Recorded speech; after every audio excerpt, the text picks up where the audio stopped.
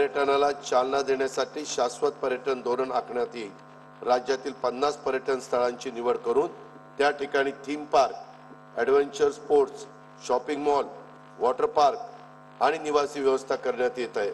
लोणार जिल्हा बुलढाणा, अजिंठा वेरूळ जिल्हा छत्रपती संभाजीनगर, कळसुबाई भंडारदरा जिल्हा अहमदनगर, त्र्यंबकेश्वर जिल्हा नाशिक तसेच कोकणातील सागरी किल्ल्यांच्या ठिकाणी पर्यटनासाठी उच्च दर्जाच्या सुविधा निर्माण करण्यात येणार आहे।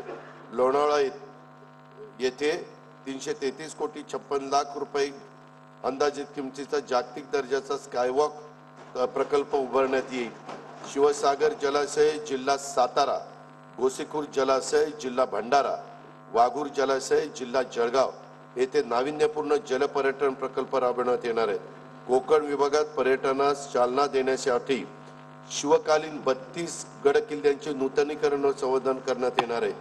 राज्यातील पर्यटकांना आणि भाविकांना किफायतशीर दरामध्ये उत्तम सुरक्षित सुविधा पुरवण्यासाठी श्रीनगर जम्मू काश्मीर आणि श्रीराम जन्मभूमी अयोध्या येथे महाराष्ट्र भवन बांधण्याचा निर्णय घेतलेला आहे।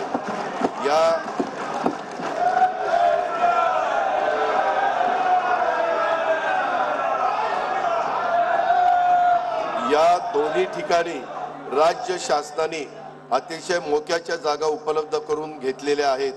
या जागांच्यासाठी 77 कोटी रुपयाची तरतूद प्रस्तावित आहे।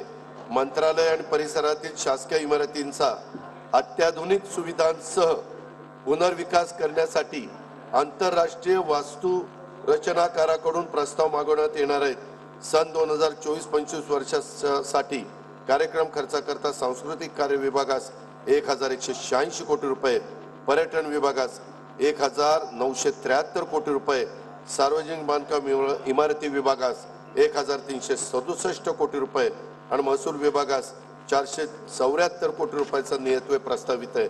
राज्यात नवीन 10 अतिरिक्त कुटुंब न्यायालय, 5 जिल्हा अतिरिक्त सत्र न्यायालय, 5 दिवाणी न्यायालय आणि 2 ग्राम न्यायालय स्थापन करण्यास मान्यता देण्यात आलेली आहे। पोलीस शिपायांच्या 18,331 रिक्त पदावर भरती करण्यात आली असून आणखी 17,471 रिक्त पदे भरण्याची कार्यवाही सुरू आहे। राज्य शासनामार्फत सायबर सुरक्षा प्रकल्प राबवण्यास मान्यता देण्यात आली असून त्याची अंदाजित किंमत 837 कोटी 86 लाख रुपये। सन 2024-25 या वर्षासाठी कार्यक्रम खर्चाकरता विधी व न्याय विभागास 759 कोटी रुपये, गृह पोलीस विभागास 2237 कोटी रुपये आणि उत्पादन शुल्क विभागास 153 कोटी रुपयाचा नियतव्यय प्रस्तावित आहे। राज्याचा स्वतःच्या कर महसुलात वस्तू व सेवा कर विभागाचा वाटा 65% आहे।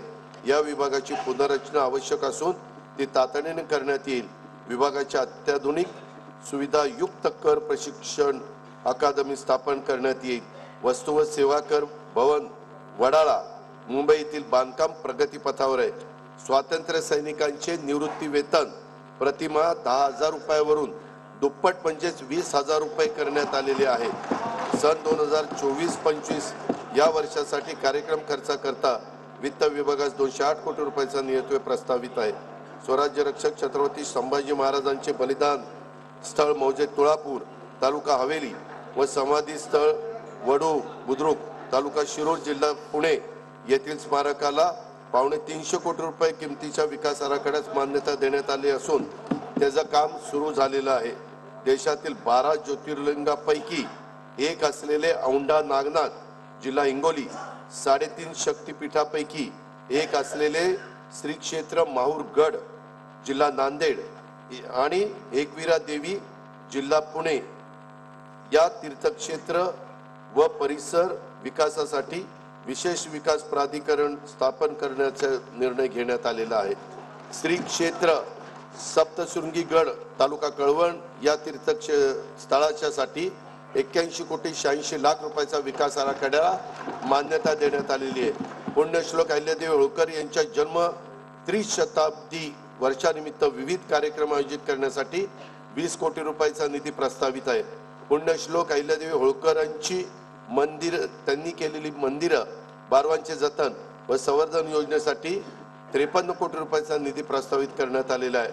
महात्मा फुले वाडा व क्रांतीज्योती सावित्रीबाई फुले स्मारकासाठी पुणे शहराच्या विकास योजनेत क्षेत्र आरक्षित करण्यात आलेले असून स्मारकाचा आराखडा तयार करण्याचं काम सुरू आहे।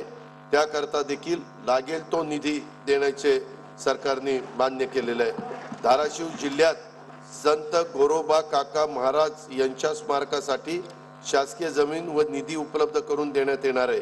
मौजे सदुंबरे तालुका मावळ जिल्हा पुणे येथे श्री संत जगनाडे महाराज यांच्या समाधी स्थळाच्या विकासासाठी 66 कोटी 11 लाख रुपयाच्या कामांना मान्यता देण्यात आलेली आहे।